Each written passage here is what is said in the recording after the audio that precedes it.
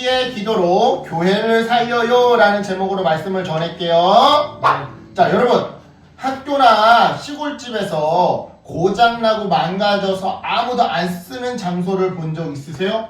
예를 들어 운동장 한쪽에 있는 농구 골대가 고장나 있어요. 그래서 아무도 농구 골대를 안 쓰고 있다면 보는 우리 마음이 어떨까요? 또는 시골집에 창고, 그러니까 막 거미줄이 쳐져 있고 전등 불도 안 들어오고 창문도 깨져 있어서 먼지만 쌓여 있는 창고를 본다면 보는 우리의 마음이 어떨까요?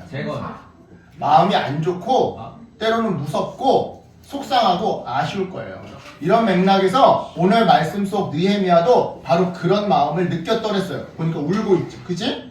즉 예루살렘 성벽은 저렇게 무너진 상태로 방치되어 있고 성문 역시 오랜 기간 불타버린 상태로 방치되어 있다는 소식을 들었을 때 그는 무척이나 마음이 아파했는데요. 느헤미야는 마냥 슬퍼만 하지 않았어요. 하나님께 간절히 기도했죠. 하나님, 고향 땅 예루살렘이 무너졌다고 합니다. 그래서 그 안에서 살아가고 있는 이 고향 사람들이 어려움을 당하고 있다고 합니다. 적들이 쳐들어올 때 막아줄 성벽이 무너져 있어서 어려움을 당하고 있다고 합니다.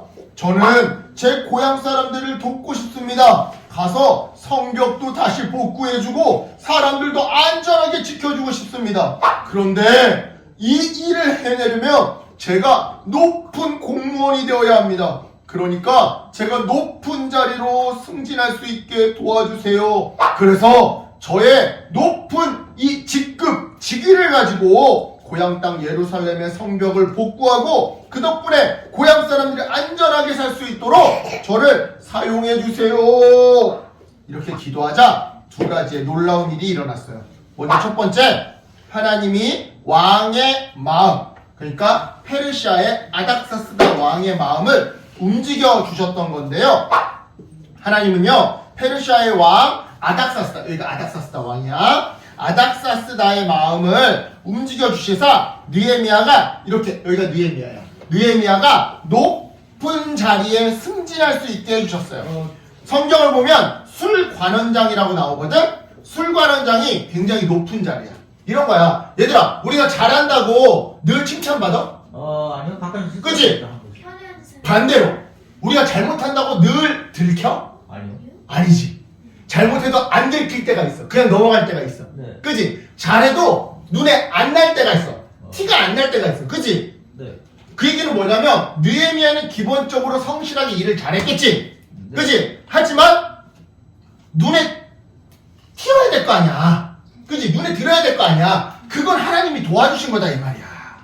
또한 아닥사스다 왕이 느헤미야의 요청을 듣고 허락해 주게끔 해 주시사 느헤미야가 예루살렘으로 돌아가 성벽을 다시 세우도록 해 주셨죠. 자, 이 부분에 생각을 해봐봐. 느헤미야가, 여러분 큐티엠은 알겠지만 뭐를 부탁했어? 왕이시여, 제가 제 고향 땅에 돌아가서 제 고향 땅에 성벽을 다시 짓게 해주세요. 그러면 얘들아, 옛날 친일파 생각해봐봐. 옛날 일제치하를 생각해봐봐.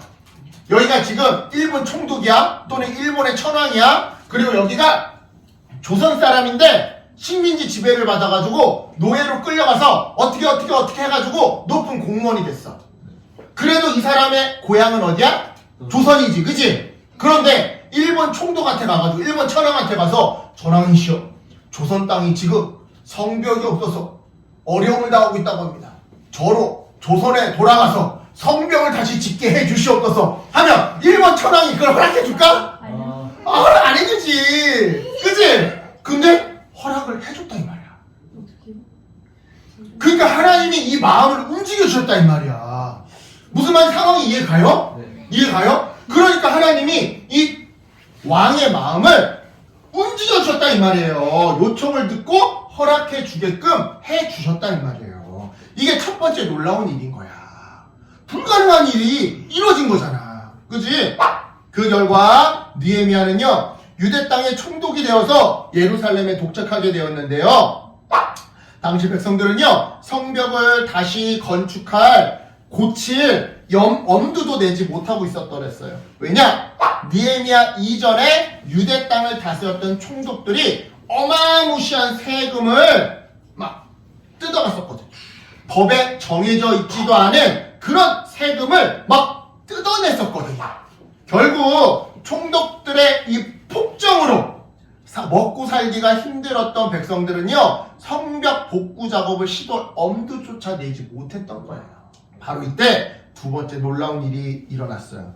즉 하나님이 백성들의 마음을 움직여 주시사 느헤미야가 우리 함께 다시 성벽을 쌓읍시다 라고 말할 때 백성들이 네 좋아요 일어나 건축하겠습니다 하며 힘을 내게 해주셨던 거죠. 그렇다면 여기서 질문!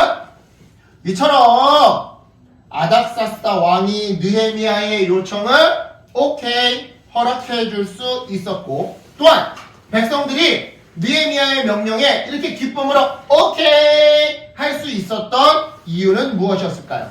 그래서 성벽 재건 공사를 다시 시작할 수 있었던 것은 다 무엇 덕분이었을까요? 바로 느헤미야의 기도 덕분이었어요. 느헤미야의 기도가 시작이었던 거예요. 즉 한 사람의 기도가 사람들의 마음을 움직여서 공동체의 무너진 곳을 다시 회복하게끔 역사했더라 이 말이죠. 이런 맥락에서 여러분 우리 교회에도 때로는 힘든 일이 있을 수 있어요. 교회를 봤을 때 사람들이 너무 없어. 성도님들이 적을 때, 교회 왔는데 교회 사람이 너무 없을 때, 또는 사람들이 무기력이나 갈등에 빠져 있을 때, 또는 사람들이 원망과 무관심에 빠져 있을 때, 교회에 와도 아무도 아는 척을 안 해. 한 주 동안 잘 살았니? 너 오늘 왜 그러니? 표정이 왜 그러니? 어디 아프니? 오늘 기쁜 일 있니? 관심이 없어. 이럴 때 우리가 할 수 있는 바로 중요한 일이 뭐예요? 바로 기도예요. 기도. 하나님, 우리 교회에 힘을 주세요. 우리 목사님을 도와주세요. 우리 성도님들을 지켜주세요. 우리가 용기 내서 하나님이 우리에게 맡겨주신 사명을 감당하게 해주세요.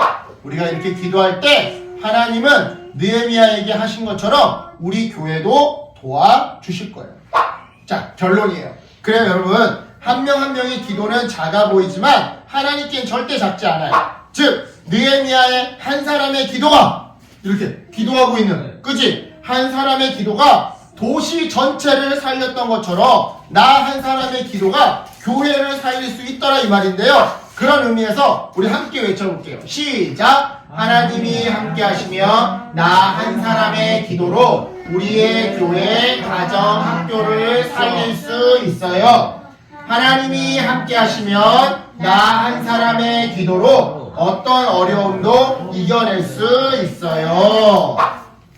그래요, 여러분. 우리 한 사람의 기도가 이렇게 위대해요. 내가 위대해서? 아니요.